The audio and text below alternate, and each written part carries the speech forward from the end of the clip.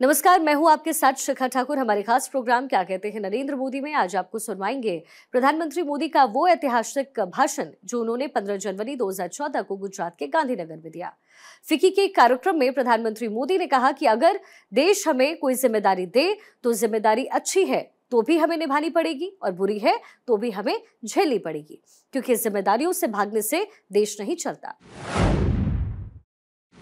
निराशा के गर्त में जब डूबा हुआ इंसान होता है, वो निराशा में रहना नहीं चाहता है, तो बाहर आना चाहता है। उसे कहीं आशा की किरण नजर आनी चाहिए। आज अगर सबसे पहली प्रायोरिटी देश को है, तो भाई किस पे भरोसा करें?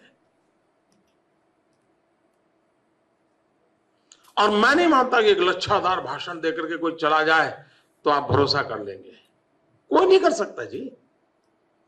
समाज आज बारीकी से हर चीज का डिसेक्शन करता है और हम इतना दूध से जले हुए हैं कि अब छाछ भी फूंक फूंक पर पीने की आवश्यकता है, वरना फिर हम उलझ जाएंगे। और इसलिए पूरे देश में एक विश्वास का माहौल, एक भरोसा का माहौल, ये बहुत आवश्यक है। मैं गुजरात एक्सपीरियंस से कह सकता हूं, मैं हिंदुस्तान के सभी पूंजी निवेश वालों से मिला नहीं हूं, न ही मुझे सबसे बात करने का अवसर मिला। यहां पर भी है, उसमें शायद 15-20% होंगे जिनकी शायद मुझे 1 to 1 बात करने का सौभाग्य मिला होगा।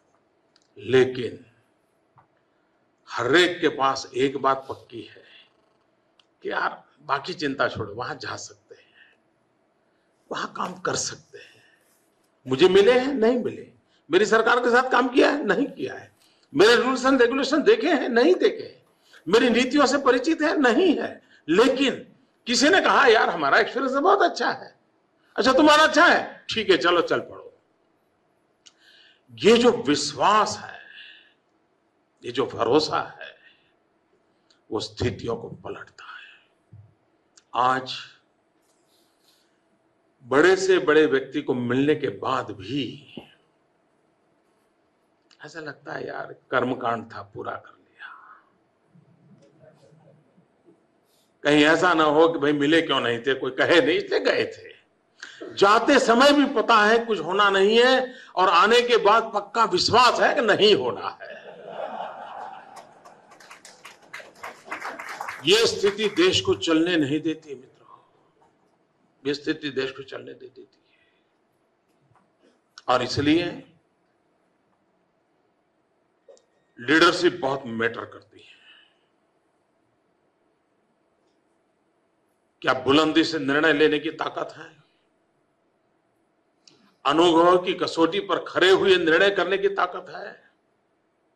विपरीत प्रभावों के बीच भी चलने का सामर्थ्य है? डूबे हुई नौवा को बाहर निकालने के लिए मन में संकल्प शक्ति है? और संकल्प शक्ति भी बिस्तर पे पड़ी है, नहीं चलती, ऊर्जावान है?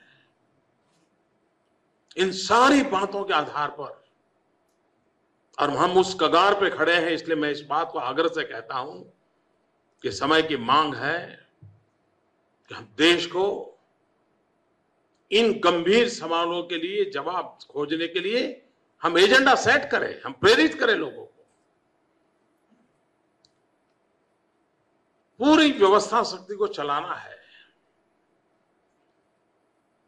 अगर हमारे सामान्य व्यक्ति का परचेजिंग पावर कम होता गया तो क्या होना है जी? क्या हमारे आर्थिक नीतियों का, हमारे कारोबार का इस बात पर ध्यान है कि सामान्य से सामान्य व्यक्ति का परचेजिंग पावर बढ़े? परचेजिंग पावर तब तक नहीं बढ़ता है जब तक उसकी जेब में पैसे नहीं है। जेब में पैसे तब तक नहीं आते हैं जबकि कोई उसके पास रोजी रोटी नहीं है, उत्पादन में वो शरीक नहीं है, अर्थव्यवस्था चलती नहीं है। महात्मा गांधी ने कहा था कि भाई समाज के आखिरी छोर के व्यक्ति को क्या लाभ मिला है, उसके आधार पर तुम निर्णय करो, तुम्हारी नीतियां सही निकलेगी। आज मुझे लगता है आर्थिक परिभाषा में कहना है तो समाज का आखिरी व्यक्ति का परचेजिंग पावर हम बढ़ा सकते हैं।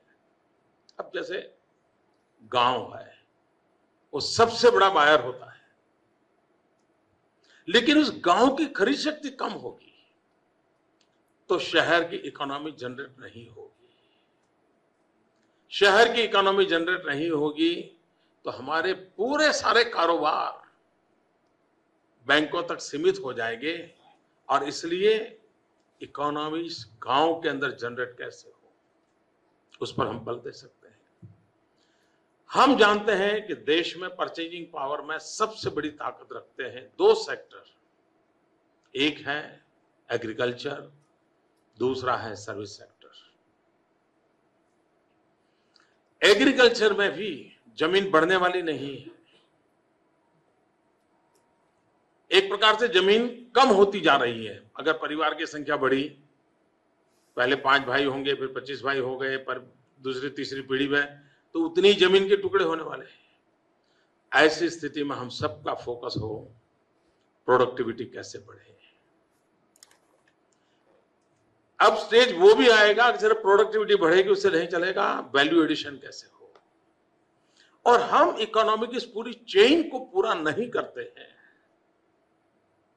तो शायद हम गांव की आर्थिक स्थिति में बदलाव नहीं ला सकते। और इसलिए उद्योगों के विकास को भी इसके साथ कैसे जोड़ा जाए कि जिसके कारण हमारे कृषक को वैल्यू एडिशन का अवसर मिले।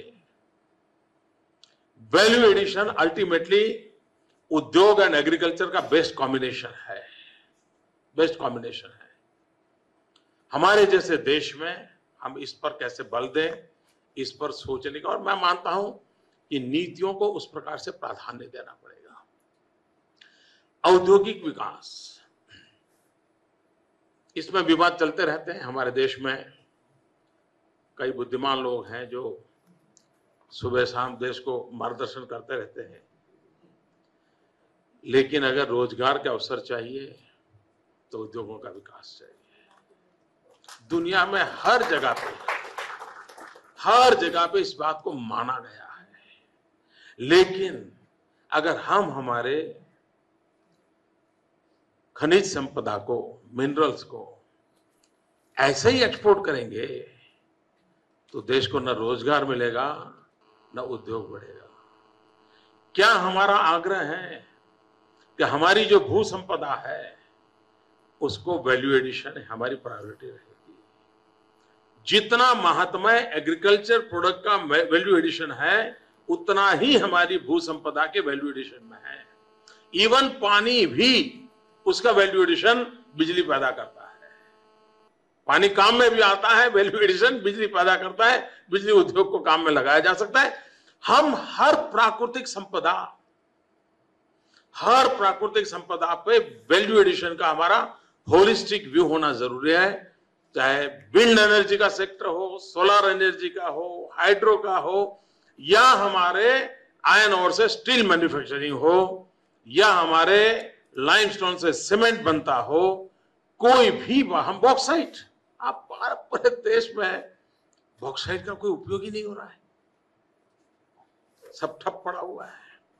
ठीक है, समाजवादी नारे लगाने के लिए तो काम आ जाता है।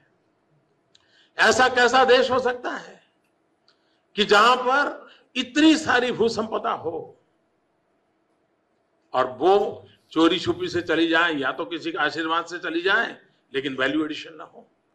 वैल्यू एडिशन होती तो स्वाभाविक रूप से देश में इकोनॉमी जनरेट होती, ग्रोथ की दिशा में हम काम करते हैं। आज हम जब ग्रोथ की बात करते हैं तो मुद्दा आता है इंफ्रास्ट्रक्चर। इंफ्रास्ट्रक्चर की बात होती है तो उसका एक प्रमुख माध्यम रहता है एनर्जी सेक्टर। रोड रास्ते से सीमित नहीं है, रोड रास्ते बन गए तो कोई कारखाने चल जाते, ऐसा नहीं है। उसको आधुनिक व्यवस्थाएं चाहिए, उसमें मेनली ऊर्जा है। ये कैसा देश है जी, सवाल उठता है कि 20,000 मेगावाट बिजली के कारखाने बंद पड़े हैं। क्यों बंद पड़े हैं? फ्यूल नहीं है। फ्यूल क्यों नहीं है? पॉलिसी पैरालिसिस है। क्या करो? कोयला बाहर से लाओ, इंपोर्ट बढ़ गया, और इसके कारण करंट अकाउंट डेफिसिट बढ़ गई, करंट अकाउंट डेफिसिट बढ़ गई, रुपया लुढ़क गया। अब देखिए एक एक चीज किस प्रकार से गलत नीतियों का परिणाम सीधा सीधा नजर आता है। क्या इसके लिए कोई बहुत बड़े विजन की जरूरत है? ये कोई बड़ा दुनिया भर के एक्सपर्ट, कोई इंस्टीट्यूशंस के एक्सपर्ट लोग लाने पड़ेंगे क्या? बहुत सरल बात है, हम इन चीजों को कैसे, और किसी ने जिम्मा लेना पड़ता है जी। ऐसा तो ना हो कि मालाएं पहनने के लिए तो हम तैयार रहे और जूते खाने की नौबत आए तो भागते फिरे। देश में निराशा का कारण यह है, अगर देश हमें जिम्मा देता है तो जिम्मेवारियां अच्छी भी है तो भी लेनी होगी, बुरी है तो भी झेलनी पड़ेगी। भागने से देश नहीं चलता है। और मैं तो देख रहा हूं इनके लोगों को भागने की फैशन हो गई है।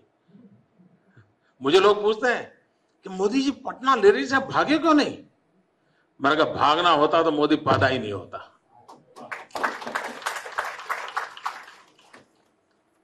बम ब्लास्ट होते थे, भीड़ थी, सब था। लीडरशिप का यह दायित्व होता है जी।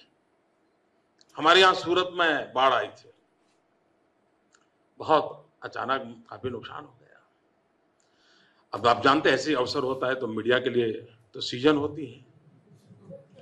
जैसे डॉक्टरों को आप देखिए वो कह राजी होते, डॉक्टर कहते हम कभी कहे उसको कोई सिर्फ अगस्त सितंबर में बाहर जाना है, नहीं बोले वो सीजन है, मतलब ज्यादा लोग बीमार होने वाले हैं, तो उनके लिए सीजन होता है, आनंद का विषय होता है। वैसे ये कैलेमिटी भी एक सीजन होती है उनके लिए। तो उस समय मोदी जो बोलेगा करेगा, सब कितना तूफान खड़ा हो जाता है। और ऐसी स्थिति में कोई भी नेता जाएगा तो लोग गुस्सा करेंगे, कपड़े फाड़ेंगे, धक्का लगाएंगे, होगा। मुझे याद है मैं सूरत गया, 3 दिन रात दिन वहां रहा, खुद रात 2-2 बजे तक मैं रास्ते पर जाता था, सफाई के काम में लगता था। एक दिन मीडिया ने बहुत नेगेटिव चलाया, क्योंकि लोग आते थे, गुस्सा करते थे, आ रहा था, हम भागे नहीं। लेकिन वही लोग दूसरे दिन मेरे साथी बन गए, सहायक बन गए। यहां पर कसौटी होती है कि हम स्थितियों से कितने भी भागते चलेंगे जी। हमारी जिम्मेवारी बनती है सीना तान करके उन चीजों को हम आग्रहपूर्वक हैंडल करें।